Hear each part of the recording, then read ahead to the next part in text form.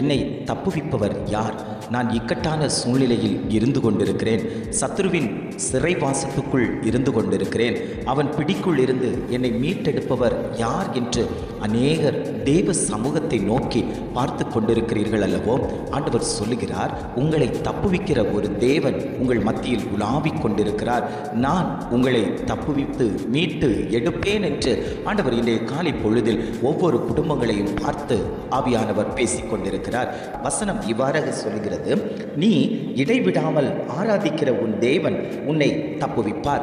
ஆண்டவர் குடும்பங்களை பார்த்து சொல்லுகிறார், ஜெபிக்கிற குடும்பத்தை தப்புவிப்பதற்காக நான் உங்கள் குடும்பத்தில் வீற்றிருக்கிறேன்.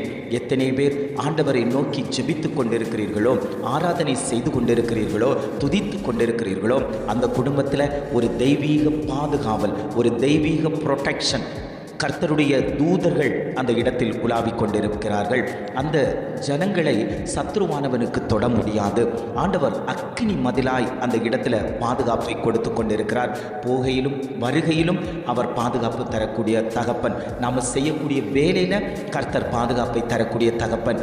எத்தனை நாட்களாய் இந்த பிரச்சனைக்குள் மாட்டிக்கொண்டிருந்தாலும் தெய்வ சமூகத்தில் நாம் காத்திருக்கும் போது கர்த்தர் அதிலிருந்து ஒரு விடுதலையை தரக்கூடியவர். இன்றைக்கு சத்ருவான குடும்பங்களை பிடித்து வைத்திருக்கிறான். தன்னுடைய கரத்துக்குள் வைத்து ஆட்டி படைத்து கொண்டிருக்கிறான். விசுவாச பிள்ளைகளுடைய, விசுவாச குடும்பங்களுடைய விசுவாசத்தை தளர்வு பண்ண நினைக்கக்கூடிய சத்ருவானவன் இன்னைக்கு அநேக குடும்பங்களை மோதி அடித்து கொண்டிருக்கிறான். ஆண்டவர் சொல்லுகிறார், நீ என்னை ஆராதிப்பாயானால் நான் உன்னை தப்புவிக்க வல்லவராயிருக்கிறேன். ஜெபிக்கிற பிள்ளைகள் மேல தேவ கரம் வைக்கப்படும்.